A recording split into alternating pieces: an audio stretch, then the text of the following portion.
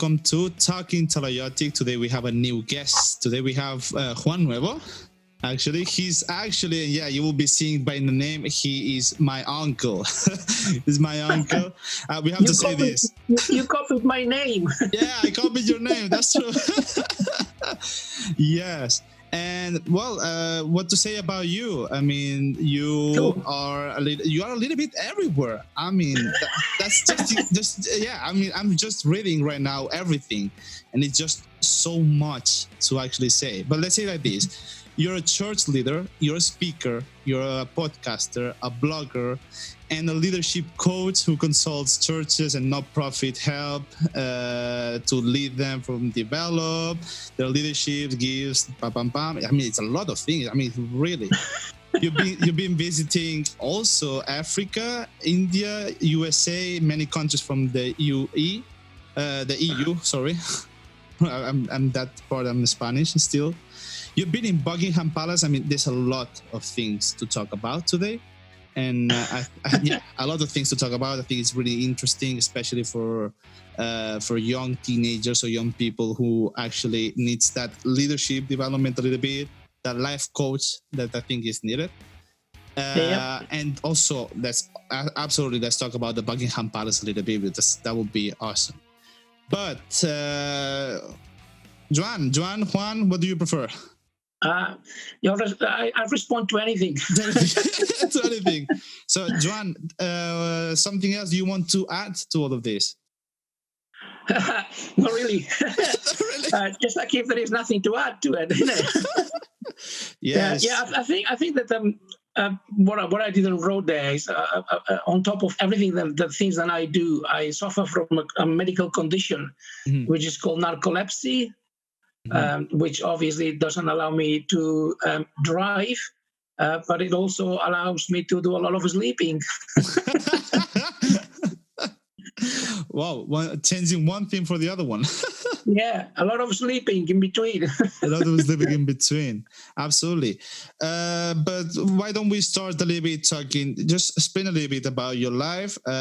You have kids, you have grandkids, you have a big family.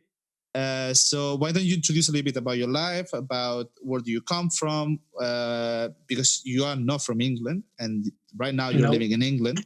So exactly, why do you explain a little bit where do you come from, why did you go to England, and a little bit your life, a little bit how did you start into all of these things? Yeah, well, it's pretty simple. I came to England originally with the intention to be here for 3 months. That is 33 years ago. So I've met my wife back in England. Obviously, she wasn't my wife at the time. So we came to England with the intention of spending 3 months. That is all what I was allowed to stay here at the time. We're talking before Spain joined the EU. So I was only allowed to stay in England for 3 months. So the intention was to come here for 3 months and just, see England, obviously meet Maria or my wife's mum and family and relatives and whatever, practice a bit of English, and then go back home, go back to my beautiful island. And I'm always saying that when people ask me how did I end up here in Bristol, in England, I say that my wife brought me back as a souvenir. And that's what happened. And then an opportunity opened up, so I went to a theological college. I was a student for 2 years. Then I got different training, and then I got involved in church life and in church ministry. It's called. Yeah. Why don't you explain for those people? Because maybe there's people who doesn't know what is theological studies. So why don't you explain a little bit what is that? Okay, yeah. Well, theological studies basically is what we call Bible studies. So I went to a Bible college where I was basically trained for I'm from the church that is called Church Evangelical Church. So I was trained to be a pastor, and not a pasta, but pastor. And I began to work in a church, and I took a church, and then I went into missions. I got involved in mission and helping people and teaching and training and all this stuff. Yeah. And it went on from there, basically. So that is a little bit where I am, how it all began, really. So then before I knew I was married, before I realized that I had a kid, and well, actually, I went to Bible college already having a kid. I was a six months old baby when we went to Bible college. And on the day of my graduation, I always make a joke of this. My day of graduation, my wife came back to me. Was getting dressed for the graduation ceremony, and she came back and she said to me, "Here's a present for you." And she gave me one of these pregnancy test tubes. Oh. And I said to her, "What's this?" And she said, "Well, this is we're having another baby." What's this? I remember saying to her, "How did this happen?"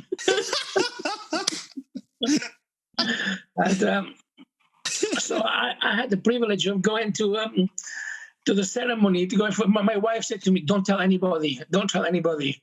It's too early." So I went for breakfast, dressed up with my suit, going for breakfast at the restaurant or the canteen. Yeah. And every person that I met, I was telling, "I'm going to be a daddy again. I'm going to be a daddy again."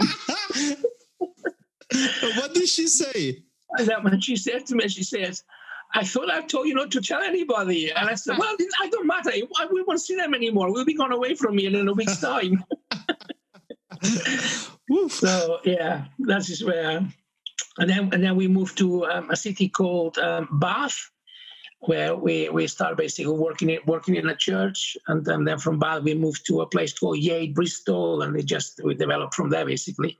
Oh, I mean, so, yeah. A little bit like White Story and interesting to that question about how did this happen? That's just. Yeah, well, it happened again because a few years after, obviously, about 9 years after, we had our third daughter, or our little one, we call her. And I just came back from a mission of training in a conference in Spain, and I was training into a group of different pastors over the whole area of Spain and everything. And I walk up through the door, and my wife and my daughter and my son at the time, they all sat me on the table and said, "We have something to tell you." Oh. And I was like, "Okay, so what's going on?" And they all say, "We're waiting another baby." I said, "Oh." And I said again, I said, "How does this happen? I just came back from Spain." I was in Spain. How does this happen? Yeah, your little daughter, that we are actually the same age. Yes, you are. Yeah. I don't know where you are. A little bit older, or she's a bit older, a few days or something like that. I'm from February. She's March, yeah. So yeah. I'm a little bit older. 2nd of March. Yeah. And my son is the 6th of March, but that is a year after. I'm a little bit older in that matter. But I think we are the youngest one from the family, I have to say. Yeah. Yeah. Well, not anymore, but yeah.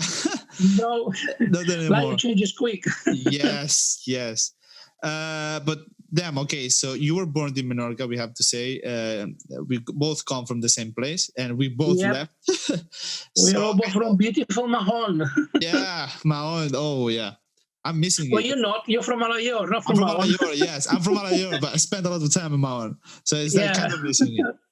And I know my experience about living and start my life in a new place, but how was it for you? Because I think nowadays it's a little bit easier, especially with all the telephones, all these Zoom calls or WhatsApp calls or whatever. I think it makes it easier. But how was back in time? Yeah, as you say, it was a little bit harder. I mean, I've kind of never left the island. I left the island in the sense of I've been to Barcelona a few times, watched Barcelona play football a few times in a few football fields around there. We used to play football, so I've done that a few times. I've been to Mallorca, but I haven't been anywhere else before. And then suddenly, my wife always makes the joke. She remembers my face when I was in the back of the boat, seeing the island disappearing in the distance, going away, and I'm sitting in the boat like, what am I doing? Am I going with this woman that I just only met a few weeks ago? What the heck am I doing? Where am I going? And we always make the joke. We arrived to London, Well, actually, we are when we first arrived to Dover, I was stopped and I wasn't allowed in, and they questioned us all kinds of things back and forth, back and forth. Yeah. And eventually, they called my wife's uncle, who is an artist and lives he lives in Menorca now, but at the time he lived in London. And they said to him, "Do you know Juan Nuevo?" And he said, "Oh yeah, no problem. Let him in. I know him." Blah blah blah. So they let me in, and they took me to where he lived, and he lived in a very, very posh place, a place called Barbican, which is 2 huge towers, and he lived. It was a very, very expensive place to live at the time. And he said, "Let's take Juan up at the top of the tower and show him London." So they took me at the top through this lift, and we went to the top where this great balcony, sort of a speaker, where you can see the towers. And they showed me London, and from the top of the towers you could see the hugeness of London. And we always make a joke. He said to me, "So Juan, what do you think of London?" And I said to them, "This is the ugliest thing I ever seen in my life." They said, "What do you mean?" And I said, "Why don't they paint it white? Why is it so black and grey and dirty?" So, yeah. I find it a little bit difficult to get adjusted, obviously, because I wasn't speaking English. I had a very, very broken English. My wife had a very broken Spanish at the time. So, but I was, kind of fortunate. I managed to get some work and do everything and anything that came along. I did some painting and decorating, and I done some building, and I done a waitressing, and I just stuck my head and did whatever we can. And then before we knew it, we were getting married, and then the next minute we were having a baby, and it was like, "Well, hang on a minute, we came here for 3 months. We're supposed to go back to Menorca," and I just was no way that was going to happen immediately. And it was hard. We had absolutely nothing when I landed here in the island. We always made the joke, but look, that's the only thing that I had with me when I came to the island. That's the only thing that I had. Oh. And it's still exactly the same one. Really? Yes. 33 years after, still the same guitar. It's still there, still alive. Still alive, still playing. Everybody in my family is learning to play this guitar. My wife has learned to play this guitar. My daughter's learned to play this guitar. Everybody. So it was a good investment. Yeah, it absolutely was, yeah. But what would you recommend to all those people who are like having the idea of getting going away from their island or their city? They want to start their life in a new country, because it's not that you only move from one city to the other one, it's that you move countries. So what would be your recommendation for all those people who actually either already moved but they're having some complications, or want to move? Yeah, well, obviously it's a lot different today than what it was when I did it, but my advice would be make clear what you want or what you want to do. And the other thing, people don't like when I say that, but if you don't know the language and you want to learn it quick and fast and being able to adapt fast, what I would advise people is not to meet with any Spanish, not to meet with anybody from your country. Don't talk your language. Learn to talk the language of where you're going. Get involved. Get integrated. That is the best thing that you can do. If you go for 3 months, it's a different matter. Yeah. But if you go over there with a vision and the intention to stay, then I would say integrate as fast as you can, as soon as you can, by mixing with the locals. Get to know the locals and make friends with the locals. That's what Absolutely. I would advise. That's a really good piece of advice, because I know people who are kind of afraid of leaving where they are, leaving the country, because they don't know what they will find outside, and they don't know if they will be able to adapt. If they will be able to speak that language, even if it's English, even if they know English. But the feeling of being in a different place with different people, different mentalities, different culture, that's something that scares a lot of people. a lot of people. Yes, it certainly does. But we must, the world had changed a lot over the last 30 years since I came to England. Yeah. I've hardly in England. I can actually say, I think there has only been maybe about 2 or 3 times where I've been racially abused or homophobically abused, or somebody has said something negative to me, but I've got nothing to say to England. I was welcomed by everybody, anybody. I mean, some of the work that I've done. I mean, one of the things that I never told you, I was voted to be in the council. So in what we call in Menorca, we call the ayuntamiento. Yeah. I was voted to be a councillor, and one of the shocking things was that I was a foreigner. I presented myself as someone independent, so I had no political party on my part. So I was independent. I had no support. I had nobody already deciding to vote for me. Mm-hmm. And when the election came along, I was the person with most votes than anybody else. All right. So I was on top of the list with the votes. But that only happened because I was integrated with the family, with the community. Everybody knows me. Everybody knew me.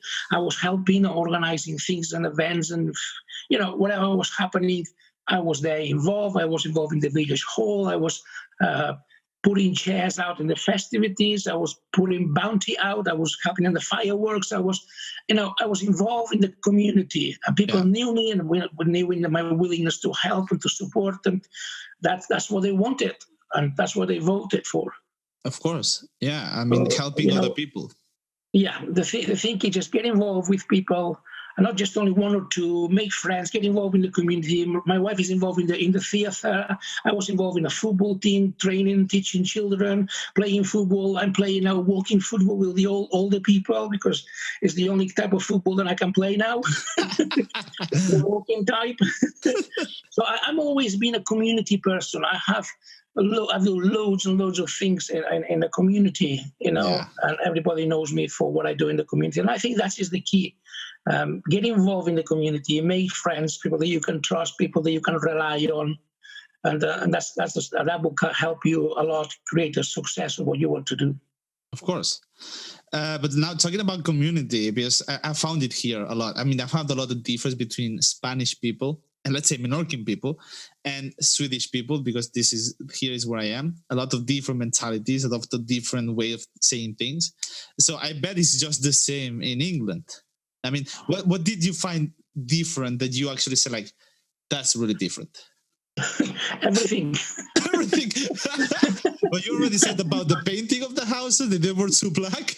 Well, yeah. I mean, you need to understand. I came here 30 years ago. Everything was a lot more different than what is now.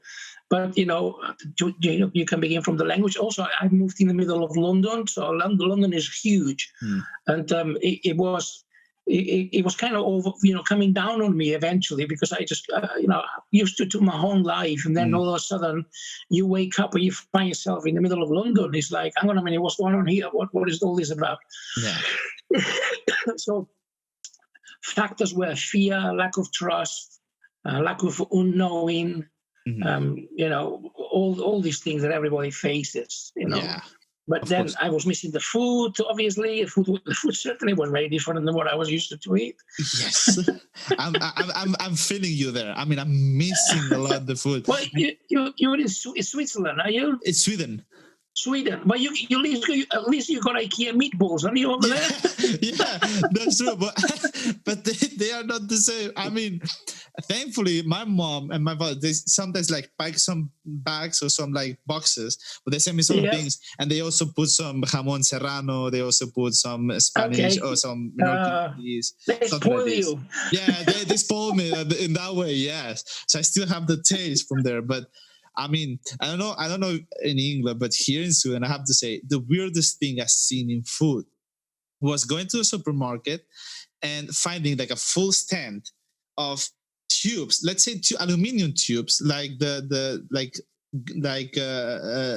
don't know, aluminum tubes, and they were actually food. One of them was caviar, the other one was mayonnaise.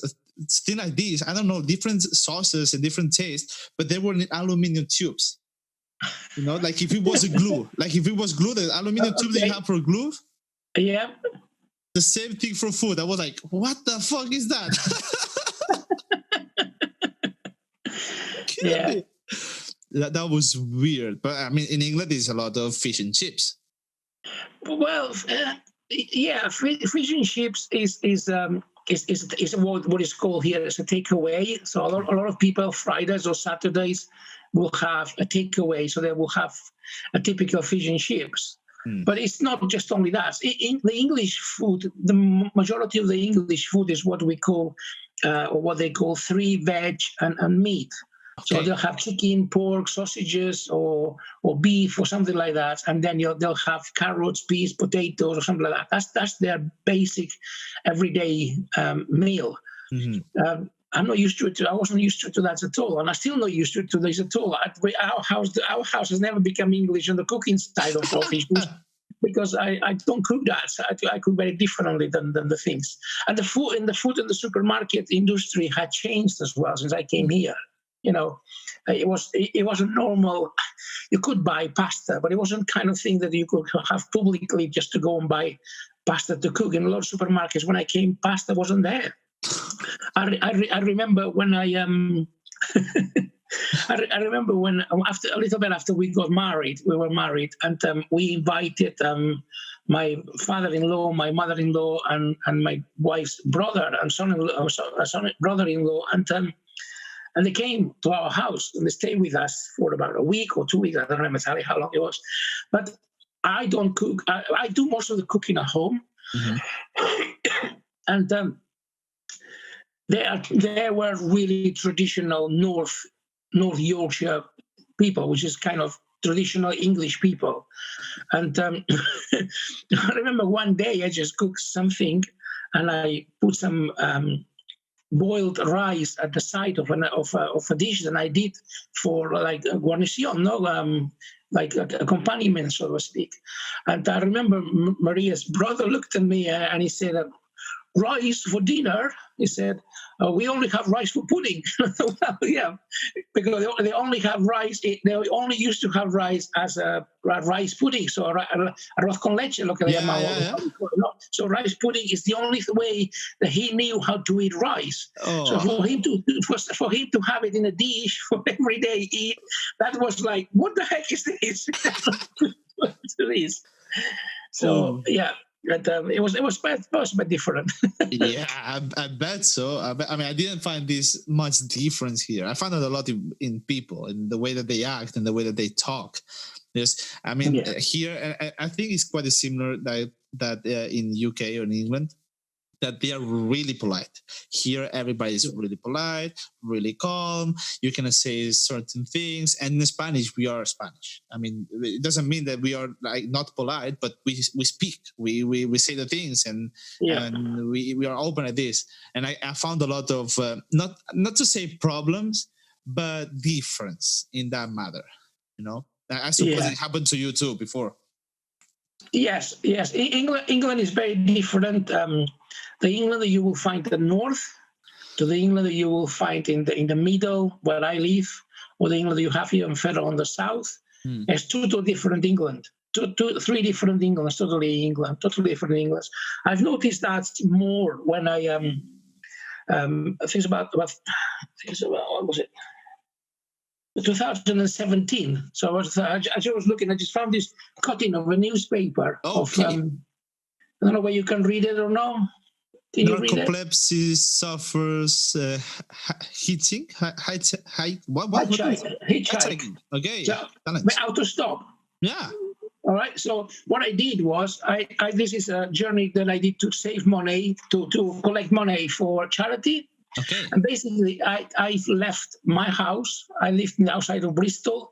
I left my house, and in autostop, I went all the way up to as far as you can go into Scotland, back all the way down as far away south as you can go of England, and then came back to my house, all hitchhiking. It took me 15 days to do it. And I really did notice I had no food with me and I had no money with me. So I depending on the people. I depended on the people for giving me lift and for feeding me and for giving me money. So absolutely, it was an incredible experience. Yeah. And I as I went across from the Midlands to the north and then into Scotland, you really do notice a huge difference between people. The north are far more friendly than the Midlands are. Really? And then the south again, they're a bit more friendly than the Midlands are. Okay, well that's interesting. I thought it was reversed, that the north part was a little bit maybe more, you know. They're a bit more blunt. They're a bit more like they'll tell you what they think, or they call you things like "hello, Duke" or "hello, love," or things like that. You know, but they'll be more straightforward than the other people. Other people will be up north. Okay. Oh, different. Yeah, different. Here, like the people who have found here, they are like pretty much polite, exception of a couple of them, but they're normally, I would say, exception of people who were actually or they are into the army. Right. But the other ones are pretty polite, pretty calm, pretty lovely. I mean, actually, my parents were here in Sweden a couple of months ago, in September, 1 month ago, 2 months ago. And it took me a little bit. I had to pick them up in the airport. It was late at night. And when I went with the car, I found some traffic and I couldn't go really fast. I got stuck there.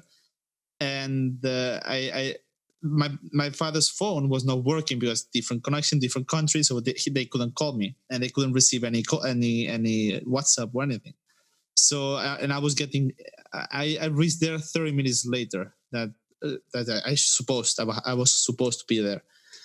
So when they got out of the airport and they were standing there, like a taxi car arrived to them, and they asked them like if they needed help or anything like this, or like a drive or something like that. And they were like, "No, we are waiting our son. He have to pick us up." And the taxi driver actually, and I think this will not happen in Spain, but the taxi driver actually took the phone out and were like, "Do you want to call him?" You know, and I mean, I think in Spain they would be like, "You don't want a taxi? Okay, bye." You know. So here they are kind of polite with these things, and I mean, it's nice to be here in that matter. You know. Yeah. But, it's good. Yeah, it's good. But let's talk a moment about. Let's go back a moment and talk about the moment that you left. We talked about what you felt, how it was, how was the adaptation and everything. But of course, when you leave a place, when you leave a country, you're not going alone, but you're leaving some people behind like this. So what was your family thought about that? Because I think it's an interesting point. Yeah, absolutely. I mean, I remember we had a wedding. I don't know if you remember Tianini. She got married just after I met Maria, and Maria was a friend of mine, so she came to the wedding. I don't know what you would remember. You probably would have been a kid at that time. And so my mom and dad met Maria. They already knew her. They already knew her as my friend. Mm-hmm. But I'm always remember one day when we had finalized that I was going to leave the island, even if we were just only for 3 months. And come to England. We went to see my mom and dad, okay. And we remember going to the living room and sitting there, and then saying to them, "I'm going to England," and it was like quiet. Nobody said anything. It was like, what? So yeah. Don't worry. I'm only going for 3 months, and then I'll come back. And it was like. Okay, fine. But it was like, you could feel it. It was like, what are you talking about? You're going to England. You know, you only know this girl for 3 weeks. You're going to England with her, you know. And so, yeah. And that's the only people that we told them, actually, that we were leaving, that we were going to Morocco. Because it wasn't the intention, it wasn't to be for a long time. Of course. You know. And then we just didn't go back, and then we got married. And that was sad because... When we wrote to everybody telling them that we were getting married, then nobody came. Nobody wanted to come to England for my wedding. So I got married totally on my own, for me. Really? Yeah. Oof. And but it's just one of the things that I had to accept and take on, And at one time we spent about, it would have been about 12, 13 or 14 years. We didn't go to Menorca. We didn't go back to Spain at all. Because, I was working, we had children, everything became more expensive. When you have children, it's not, when it's two of you, it's very easy. You can go park yourself anywhere, in anybody's couch, in a tent, or in a cow's field somewhere, so it's not complicated. But when you have two children, or even one child, things become far more complicated than when it's just only you two. So we had two kids. We had one, and then 3 years after we had another one, and it was just like, we don't know when we're going to go back to Menorca anymore. So we spent about, I think it would have been about, at least about 12 or 13 years. And then we finally went back, and it was, oh, great, nice to see you. Everybody met the grandkids and the uncles and aunties, and it was great, Yeah, of course. I mean, yeah, I bet that just as we were saying before, now is easier to move. Also, the connection that you have. I mean, with my parents, for example, is like it's really easy to call them a moment, and it's not only call them, but I can also see them, like what we're doing now. And Absolutely. so it's much easier now than I think it was before. Yeah. So the reaction must have been completely different in that moment. Yeah. And it could be now. Yeah, absolutely. Well, with the mobile phones today, it's easy. I'm walking down my field, down the field for a path or for a run or something, and I call my dad, and I'm having a chat with him on WhatsApp and video. That's at the time when I came here, was just unknown of, Yeah. And at the time, because we didn't live in our own home, so we were always with somebody else's home, or borrowing a room, or living somewhere, and so we didn't have our home phone number that we could ring from. So contacting abroad was far more complicated than what it is today. There was no emails, there was no texting, there was only one way, and it was with a home line phone. Of course. And we didn't have that, so it wasn't that easy. And also, even if you did have it would cost you a fortune just to go to Menorca for 5 minutes. You will suppose you 20 quid at the time. So we didn't have that. So, but today is no problem. Easy. It's much easier, yeah. So, I mean, in that matter is, I think I would not say encourage people to go away from their countries, but actually explore. Fine, like don't be afraid to go. Don't think about, this is much easier to see each other, to call each other, and the airplanes, and to travel is much easier now than what it was before too. So like encourage people to actually get out of the comfort zone and try and get out. Absolutely. Then you decide. Yeah, absolutely. What you want to do. Absolutely. Well, I just was telling you about this adventure that I did with my hitchhiking from my house to Scotland and back. When I came out, I was going to do this. I was planning to do this. Everybody was telling me, "You are mad. We were never going to see you again. Somebody's going to kidnap you in the back of their van. They're going to murder you. They're going to kill you. They're going to chop." People were actually telling me these things. You're going to disappear. You're going to find somebody, and they're going to find you buried in the middle of a field somewhere. What a good friends you have. People actually did tell me these things. You don't want to be doing these things in this era in which we live, this time and age in which we live.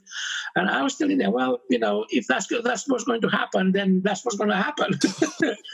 And I had one of the most the greatest adventures in my life. Yeah. The people that I met, the experiences that I had, the things that I seen. It was just unbelievable, I mean, I could keep you here all day, just more than an hour, just talking to you about that trip that I did and the experiences that I had. And the thing is this, the thing that I've learned myself through my life is this thing, that action is what matters. You can talk, you can think, you can discuss, you can study, you can look at a planet and all this stuff, but unless you take action, and every time that you take action, you never know what that action will create in your life. The chances of creating something negative is a minority of chances that you've got, Of course. compared to the experiences that you're going to win by the people that you're going to meet, the experience that you're going to have, things that you're going to see. It's always far more beneficial. Yeah, there are things that happen that can happen that can go wrong. Yeah. You have to try to plan against that. But I'm always tell people that I do a lot of walking. So I walk down my house, I go to work walking, I go shopping walking, and I say to people, I could get killed walking. Yeah. I have absolutely no power whatsoever. You could be walking down the street, you can be walking down the road, something can happen, something can go wrong. It's totally out of your reach. Yeah, so absolutely. It's just one of those things, Yeah. that we don't know. So que será, será. Yeah, lo que será, será. The song says, yeah. But I totally agree with that. And I think a lot of people don't like to get out of the comfort zone because they are afraid. And yeah, I mean, I can understand. But I live my life in the way, like Will Smith said something that really impacted me. It was like, life puts the best thing on the other side of fear. Right. Yeah, and that's how it is. That's how it is. And living your life being afraid of doing things and afraid of evolving because of what other people can say, what other people can think, because you don't know. Well, that's not living life. That's just staying there. That's surviving. Not living. That's surviving. Absolutely. At the moment that you make a decision based on what somebody else thinks or what somebody else says, you're not living your life anymore. You're living somebody else's life. Yes. And there is, if anybody's interested on this matter of fear, there is a really, really good book for people that change their mentality of that, and it's called "Feel the Fear and Do It Anyway." Feel the fear and do it anyway. It's an actual book. Okay. And it's just like, fear is something that's going to be there all the time. No matter what you do, it's always going to be there. And the majority of the time, fear is something that we create ourselves. Yeah. Fear doesn't exist. It's in our heads. And just learn to overcome it and just to design your life and live the life in the way that you want to live it and doing the things that you want to do and how you want to live. Of course. Because if the fear is about death or about catastrophes can happen by making the decision that somebody else told you to do. Yeah. So catastrophes are there too. Absolutely. But the book was called "Feel the Fear and Do It Anyway." Yes. Okay, I will leave a link to the book on the description on YouTube if you're seeing this on YouTube, and also you can find it in Spotify. So I will leave a link on the description for anybody who can maybe be interested in this book. So I'll send you the author. Well, once you look for the book, you'll find the author anyway. But you look in Amazon, it should be there. Yeah, we will find it. I will leave the link below here. Yep. But yeah, I mean that was really interesting. We have to say that you're a life coach too, and we will talk a little bit more about this part. Let's go back a moment again, because you studied how were you calling it? Theology. Theology. That was theology. Damn. I know it in Spanish, not in English. The first time I said in English. So theology. So why did you actually decide to study that, and what did you do after? Well, that is a longer story. How long you got? 30 minutes more. You know. You know what the life of a young Menorquin is, right? Because you've grown up, you've lived it. So I was one of those boys where I grew up in a family. I did what the family did. I was involved in the Roman Catholic family, Roman Catholic Church, and all things that were involved with the procession of Easter procession and all the things that I did all of that. And because of this development of this illness or this medical condition that I have called narcolepsy, it got to a point in where the doctors didn't know what was wrong with me. They couldn't find anything wrong. Nobody had any idea what was wrong with me, yet I was continuously falling to sleep until we find out what it was. And it actually was a doctor's student that was related to our family, related to somebody of my family, that told me what it was. Mm-hmm. And he said to me, he said, look, there is no medication for this. There is no cure. This is something new. Don't go and see the doctors. The doctors have no clue. Most of the doctors have never heard about it. Mm-hmm. And he said, you just need to make a decision on whether you are either going to suffer from narcolepsy, in the sense that you will never be able to do anything and always be depressed because you have narcolepsy, or you're going to decide, I'm going to live my life my way, and narcolepsy is going to have to put up with me. If it makes sense. Yeah. And that's the way that I went from young. You know, I mean, my condition, I know a lot of people that unfortunately have narcolepsy, and they're at home depressed. They don't do anything. They're afraid. They're always negative. They're all, you know, and all this. I always avoid to be like that. And from day one, I never wanted to be like that. But then, because I had the medications, the doctors couldn't offer me any help and support, and I got involved in kind of spiritual life, trying to find an answer to life. What was this all about? And I discovered that everything that I have heard about the Roman Catholic faith, you know, makes sense. Yeah.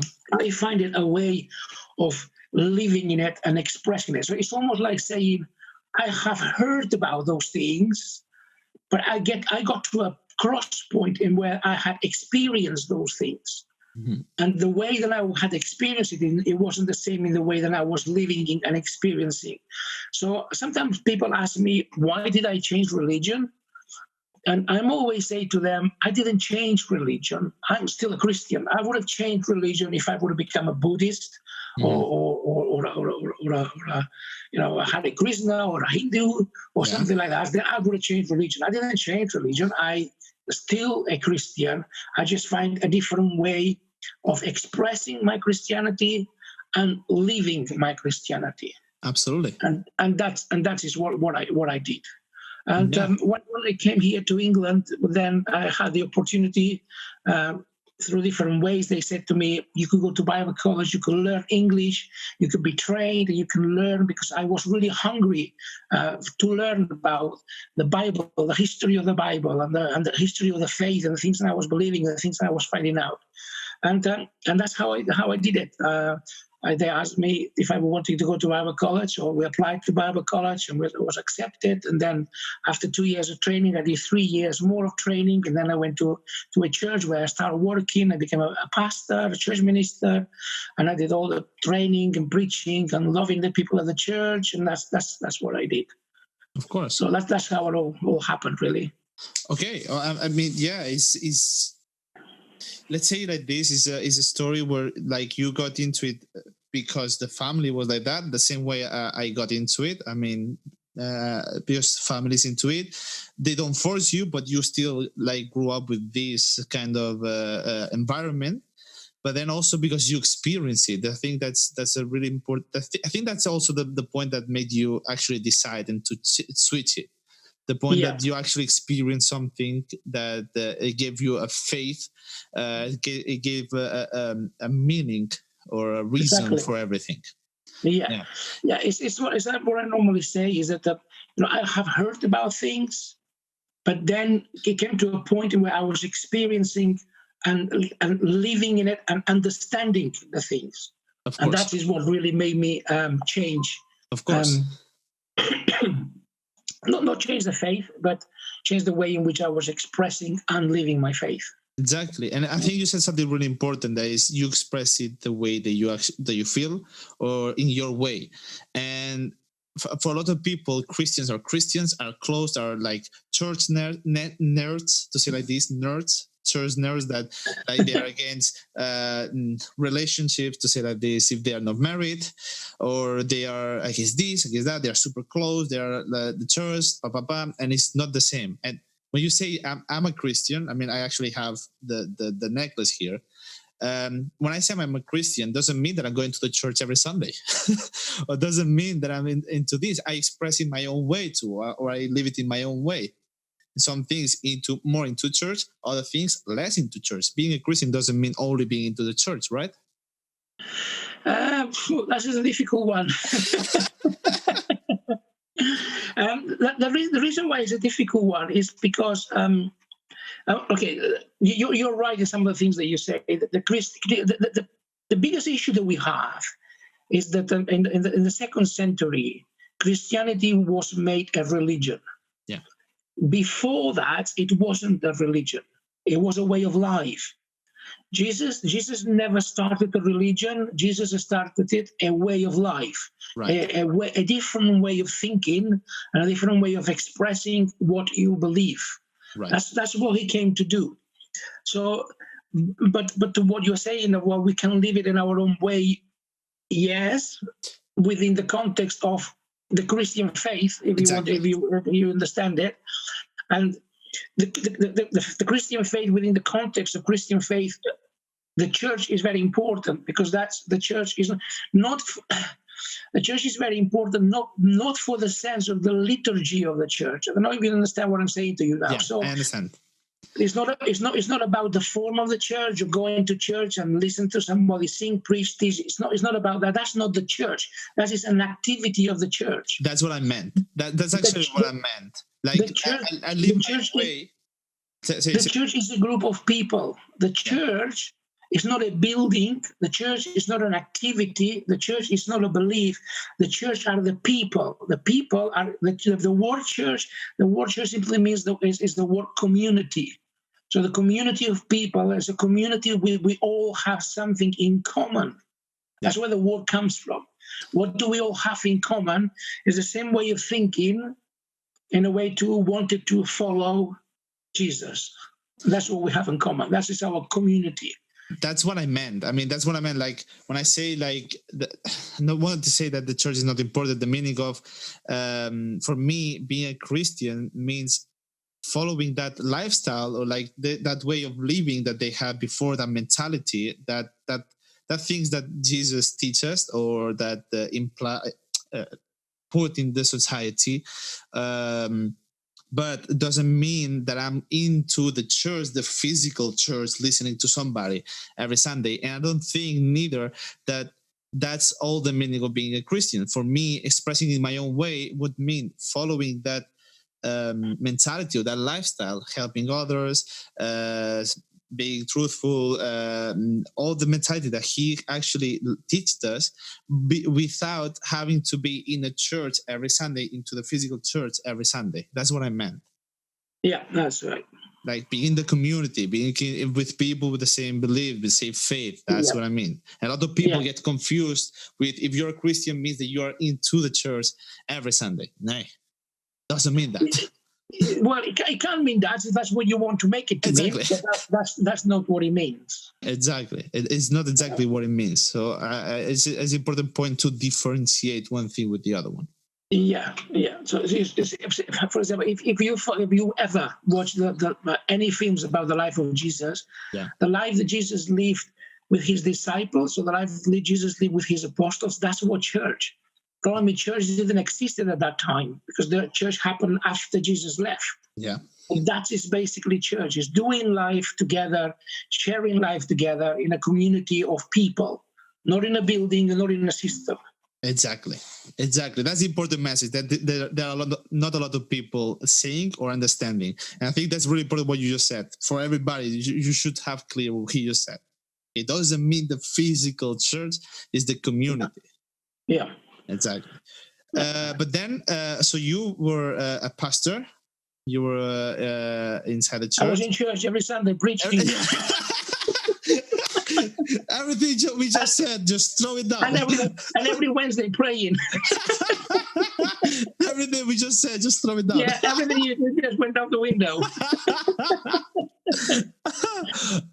But you actually are you still into the church right now, like into the priest part, like pastor? Yes, well, I am. Obviously, that is something that you are ordained and you're called into it, and you just kind of, it's like you say, if you're a doctor, you can't stop being a doctor. You may stop practicing, but you can't stop being a doctor. So it's a little bit like this with me. I am not in a church as what we would call the pastor or the minister. And the church where we are now, we work in a group. So it's a group of us, or what we call a team of people, and we all do different things, but we don't have a person that is in charge We don't have a priest or a minister who is in charge of it. So yeah. So me and my wife, we are still involved, and Martha, my daughter Martha as well. Excuse me. No, actually. Martha is a youth worker or youth pastor, and she's involved in it as well. So yeah, no, we do. Yeah, you're still there inside, but not the same way as before. Exactly. Yes, exactly. Yeah. You have another job. You have another job. Another work to do. We have a different position, so we work everything differently than how we were used to do it before. Yeah. And is that connected with the Lions Club International that we have to talk about? No, this is complicated, but the church is what is called an independent church, so we don't belong to anybody, so to speak. The Lions Clubs is a humanitarian organization. All right. An international humanitarian organization which I belong to, basically. All right. It's a different thing. And what's the goal for this organization? I mean, it's a humanitarian organization. So yes. I understand that you are in a good position there inside, actually. Well, yeah. My job is the whole organization is divided into what we call clubs. Yeah. So the clubs are groups of people spread all over the world. So in many towns and many cities, there are clubs, like what's called Lions Clubs Internationals. They are small clubs. Now the clubs do organize events like raffles, singings, competitions, things like that, and they raise money, and then that money is used locally, then is used nationally, and then is used internationally. Okay. So we work like 3 tiers. Mm-hmm. So locally, normally anybody that is in need or that has distress or needs money or whatever, finances or whatever, they can always apply to a Lions Club, and the Lions Clubs normally will try to help them if they can by giving them money, or sometimes they buy them what they need. So we work at the local level, then we work at the national level. Like let's say in England, if there are some floods in England when it rains, so all the Lions Clubs in England will get together, and then all will raise money, give money towards the area where the flood has taken place, and we will help and support that way. And then we work internationally. Like internationally will mean we do the same locally, but we do it internationally. So if there is an earthquake, tornado, whatever, then all the clubs around the world will give money to the Lions Clubs International Foundation, and then that money is distributed to the place by buying food, buying water, blankets, whatever is needed. Whatever is needed. I mean, my job that I do here in England is I am what is called the international director. So basically, I link with the United Nations. I link with UNICEF.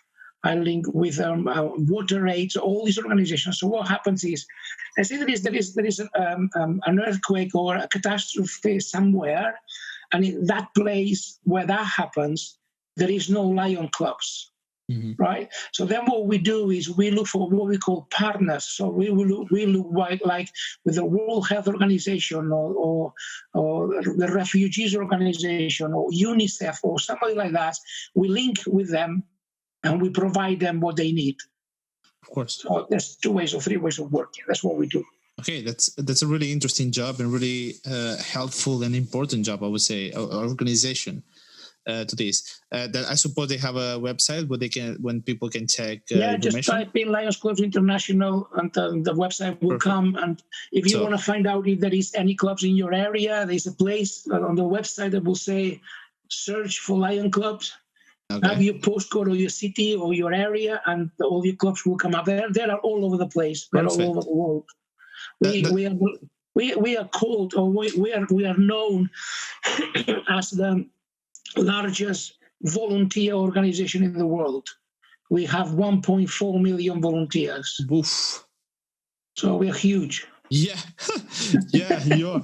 So I will leave a link below too. So maybe you know somebody that. Lions Clubs International. That's it. Exactly. Maybe somebody can be interested. You want to check, have a club there near or something like this. So I will leave a link below, so you can actually check it too. We are getting into the last 10 minutes, more or less, of the podcast. I'm having fun. Yeah, yeah, we have been here 50 minutes already. But let's talk a moment about I want to say it correctly, Buckingham Palace. Buckingham Palace. Buckingham Palace. Because if I don't understand wrong, you were there. Yeah, well, I was. Kind of. Yeah, I was invited to a reception because of the work that I do with the lions and the basically the work basically that I do with the lions. So we were invited, a group of us, to go to Buckingham Palace for a reception and to see the palace. And we were supposed to meet. We didn't know exactly who we were going to meet. Because they didn't told us. We were hoping it was going to be the Queen or Charles or somebody like that. Yeah. But the day that we were supposed to do that in England snowed, and there was about 4 feet of snow in London. The whole centre of London was frozen. Damn. Many people couldn't travel. The trains were stopped. All kinds of things. So we went there at the Palace of Buckingham Palace, and we met. A lady, well, one of the princesses, Princess Sofía, the Princess of Sussex, okay. And we just had a drink with her and a chat, and we gave her a gift, and it was a great experience, really. How was that? That's the thing. How was that? How was Buckingham Palace inside? Because I don't know if you can get. I suppose you can get out, but I don't know in. But how was it, the palace inside, and how was meeting the princess?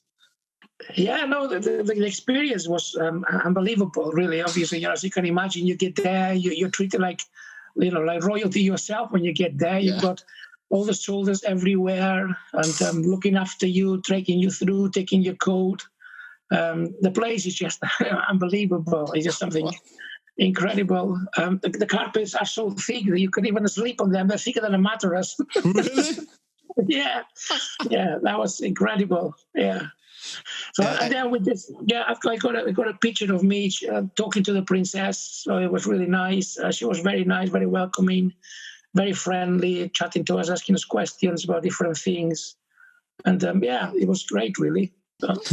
There's a question. I don't know why I want to ask it. Don't ask me why I want to ask this question, but I have a question. How was the smell inside Buckingham Palace? No, there's no smell at all. No smell, but any like I don't know, roses smell, like something like that. No. The place is huge. It's hugely humongous on height and on the width and on the wide. I mean, you're standing there, you feel like lost even before you start moving around, so to speak. Yeah. So it was no smell at all. It's not like an old place where when you walk in, you have the smell of centuries gone by or anything like that. It wasn't like that at all. It's just a really nice, beautiful place, really. I don't know why I had in my head that I will get in and I will smell like, I don't know, like canel or something, like tea bag smell or something like that. I don't know why. It's just like when I imagine the Buckingham Palace is like really beautiful outside. You get in and it's warm, it's cozy, and it smells like canel. A cinnamon. No. Yeah, I can understand what you're saying, because sometimes it gives you the impression that this place will have to be old, kind of a thing. Yeah.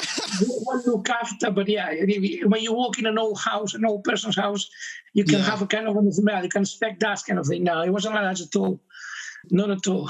and the soldiers, how was that? Because I suppose the soldiers, the English soldiers, for the ones that you don't have maybe a picture, is the ones that they go like all red with the hair hat. That's the Queen's army. That's the Queen's soldiers. That's the Queen's army. Yeah. So you were with them, right?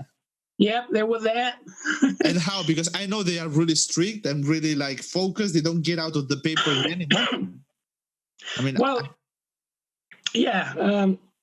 I don't know much, to be honest with you. I've been there. I've seen the exchange of the guards a few times. I've seen them in the winter. I've seen them in the summer. The typical red soldier, that is the red jacket, that is a summer jacket. Mm-hmm. If you were to see them now in the winter, they will wear a long coat, which is gray silver sort of a thing. Mm-hmm. And there's a whole different hat. The hat looks the same, but it's a winter hat rather than a summer hat. So excuse me. But because I know about a lot of people that say they are like really strict. When they move, you cannot get in the middle. They will like really shout at you. Yes, yeah, they would be like that because they have a job, and so Of course. sometimes you see that in London. I mean, seen a few videos of a few people that when they do their guard, not so much in Buckingham Palace, but around the city. That sometimes they do, especially in their own palace where they live. They soldiers outside. And sometimes you can see some, I don't want to swear or call them any names, but you see people going and standing next to them and I will do it for you. I will do it for you. Some stupid people. That's what you can call them that. And and to try to annoy them, try to get them out of place, and and they just stand there. They're very, very gracious. They don't do anything. They don't say anything. Mind you, I have seen a video of a guy that stands there with his gun, and this guy comes and stands in front of him and starts dancing and popping him, and the guy. And the soldier just booms him one, and he flattens him on the floor. That's just hilarious. I mean, when I saw it, I was like, "Oh, hell yeah, yeah." I've seen a video of this actually. Yeah, I mean, I had a close experience here in Sweden too with that because last year when I arrived in September, August, into my basketball club. I'm coaching, so we took an education and we went to Stockholm because I'm not living in Stockholm. So we went to Stockholm, so we did the education. And the last day we had some free time, so we went into the city of Stockholm and we went to the palace where the kings are. And of course, for me, it was like, oh my God, So I saw the guards outside. Of course, they were like blue and yellow. As the flag from Sweden. So I went there and I found like he was not really big, actually. He was a little bit smaller than me. So I went there and I saw them. I was like, I want a picture with them, So I started to get close and I hear one of the coaches yelling at me like, don't move. Like, what the fuck? There's a square on the floor that if you step in, they will literally like take the gun and get next to you. Like, get out of the square. Like, what the fuck? I was like really, like I was getting as close as possible, looking at him, like kind of peeky a little bit, like almost stepping on the line, looking at him, like I'm okay here. We took the picture. He didn't even move. Neither. He was super serious, looking in front. It was kind of a scary and enjoyable at the same time. It was so weird. Brutal. Yeah, it was so brutal. So reaction. Yeah. My God. It was crazy, but I mean, in England it's the same. I saw some videos from people like guards marching and people crossing them in between the lines. Yeah, they won't let you do that in England. They won't do that. That's the thing. They yell and they go You'll be flattened on your back. They're there to protect you, but don't piss them off. Yeah. But actually, the ones in England, the Queen's Guard, they're not there to protect you at all. No. They're there to protect the Queen. Yeah, to protect the Queen and the Queen family, not you. Not you. They don't give a shit. Well, that's the truth. That's the truth. But yeah, I mean, we are getting at the end of the podcast. I'm having a great time. Is there anything else that you actually want to say? Because I have one question more, but before we go there, is there anything that you want to say more? Not really, no. It's nice to see you. Yeah, it's nice to see you too. I mean, it's been a long time now. Making the millionaire life in Sweden. Yeah. But okay, so let's go to the last question. I think this is important, and I think this is the part where, it's important. What would you say to young people? Because we talk about what would you say to people who wants to move, people to get outside the comfort zone. Okay, now I want you to kind of advise people who are afraid to fail or how to deal with failure, because that's an important part of life. Okay, so if I ask you, like, how do you deal with failure? So let's say that this. How do you deal with failure, and what would you advise to people? Okay, it's a very interesting question, actually. Again, we could talk for a long time on that one. But, I'm always asked people that when I talk to them and I train or teach them or coach them or whatever, and this subject comes up, I normally ask them, what is failure? what would you, not you, but the person that we're talking about, whatever it is, what would a failure entail for you? How would you describe failure? Because you would discover that the majority of the time, what you're discovering failure is not failure at all. It's just simply learning a different way of, that's not the way that you should be doing what you're doing. There's a saying where Albert Einstein, Albert Einstein, the guy that invented, the scientist that invented the bulb, the electrical bulb. So I think it was something like 800 or 600 or 800 filaments for making the bulb, the electrical bulb. Yeah. And one of his friends went to see him and he says, why don't you give up? You've already done this 600 or 800 times. I don't know something how long, about 800 times, and you fail. And he says, I've never failed. He says, all what I've done is discover that wasn't the right filament for what I'm trying to do. So what I would say to the people is failure doesn't exist, because all what we do is learn that that's not the right way for us to do it. That's not the right way to go about. That's not what we should be doing or how we should be doing it. It's just simply a different way. So we need to try a different way.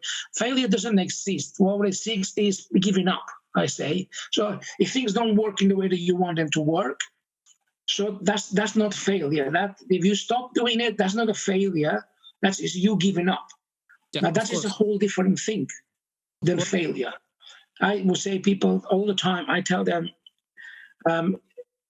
failure, you need to learn to welcome failure, because failure will make you strong. Failure will make you resilient. Failure will make you capable, will make you knowledgeable, and it will make you hungry for discover new ways of doing it or other ways of doing it or something different to do. And failure, you want to call it failure, will help you to learn more about yourself, about the situation where you are. So the key is not failure. The key is what do we do when things don't work in the way we thought they were going to work. Of course. That's to me the major important thing. So what to tell to somebody that fails or is afraid of failing? Don't be afraid of failing. The more times that you fail, the closer that you get to get it right. True. It's interesting because the majority of people that are today millionaires, they have been bankrupted once or twice before. Yeah. You will not find one millionaire that has not been bankrupted before. True that. So bankruptcy, we will call it a failure if you stop there. Yeah. But these people didn't stop there. These people did that, and then they got up and they tried a different way of doing it, and tried a different way of doing it, and tried a different way of doing it. I mean, I could explain to you about Richard Branson. It was a failure. People that were at school and their teachers told them, you're never going to do anything. John Lennon, his auntie told him, you're never going to make any money. You're always going to be a failure. You're never going to make any money playing the guitar. What, really? I could say to you, what's his name? Simon Cowell, the guy that does X Factor. Yeah. He's failed many times in his life. He's been bankrupted in his life. But look at him now. I could talk to you about many of them. Even somebody that lives down here down the road where I live. People don't know he lives down there. But there is a vacuum cleaner called Dyson, Dyson. The gentleman that designed that was a gentleman that lived in a council house. And what he did was he wanted to design a vacuum cleaner, or what we call a hoover or an aspirador, no? Yeah. A hoover or a vacuum cleaner that it won't have a back. So all hoovers have a back that you have to empty. I said, I want to design one for my wife that doesn't have this. So he went to work. He managed to do one. He did a prototype. And then he went to all the people that could help him. He went to the banks. The bank told them there's no money. He went to Richard Branson. Richard Branson told him there's no money. He went to millionaires asking for people to support him and to give him money and to help him. Nobody wanted to help him. But he persisted. He continued. He continued knocking at the door of opportunity. He continued knocking at the door of success or of a chance. And eventually he got it. And look at him now, multimillionaire, drives his own helicopter. He spends £500,000 in fireworks every year.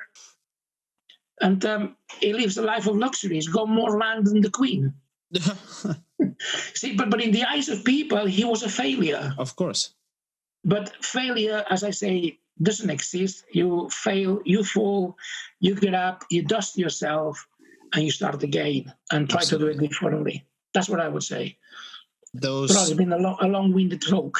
Yeah, but those are wise words, and it's the same. It's the same advice that I used to give to people, to not be afraid to fail, not be afraid of an error, or like to make mistakes, because they are the things that actually teach you, the things that you grow from, the things that, as you say, they are not the things that they're the things that tell you that you're not going the right way. That way, that there's another way. Yeah, absolutely. It's not the way to do it. And I mean, everybody faced failures. Every single body. The difference is people. The difference is there are people who stays in that failures and people who move on and grow from that. And that's the right way to go. Yeah, it's not how many times you fail; it's how many times you get up. Exactly. You only need to stop getting up one time, and then you're not failing, but you're giving up. Yeah, exactly. That's those are wise words, and I don't know actually what to add to this. This is how it is, and I think it's really important that everybody who's listening that maybe have a bad image from failures or afraid of failure, have this in mind. They are only failures if you stay there, if you give up. If not, they're just teaching you the way Absolutely. they have to go. Yeah. But yeah, I mean, for me, that's all. It has been a pleasure to have you here. No, great to be here and talking to you. I've been Thank you for inviting me. You're welcome. I mean, we talked about a lot of things, from like moving from Menorca to England, to passing through life coaching, to Buckingham Palace, to failures, to a lot of things. And I think people can take a lot of interesting things from this podcast. So I just want to say thank you very much. I will give you the last words for you. Just thank you very much for being here. The rest of us, we will see us in the next podcast that you can find Spotify, Apple Podcasts, Google Podcasts, YouTube. And if you like this podcast, I will ask, please, because I didn't do it before, I will ask please to like it, to share, to subscribe if this is in YouTube, or follow it if you're listening to this in Spotify or the rest. And I will give you the last words, Juan, for you. Last words for people. The last words, I don't know. Just don't give up. That's what I would say. Just don't give up. Be strong and don't give up. That's the best thing, It's funny when you look at life, because when I got, how old are you now, Juan? 21. 21. So I came to England, I was 25. So I was a little bit older than you are. Yeah. So I look at myself when I came to England, and I kind of would say my life wasn't how I would have wanted it to be. I probably could say my life was a failure, because I had nothing. I intended different things that didn't work out. But here I am. I'm married, happy married, children, grandchildren. I've got a great career, good job, love what I'm doing, got loads and loads of people, and just enjoying life, So the key is, again, is learning. Life is about learning, and having a disappointment or a failure, if you want to call it that, at one time, one moment, it's just only one day. It's just only 1 week. It's only 1 month. You've got many, many, many years ahead of you that you cannot base all the rest of the years, all the rest of your life in just only that one moment, that one circumstance, that one time. Your life is worth it. You are worth it. And just don't give up. Just go for it. Perfect words. That's what I would say. Those are perfect words. Absolutely. See you next week to all of us.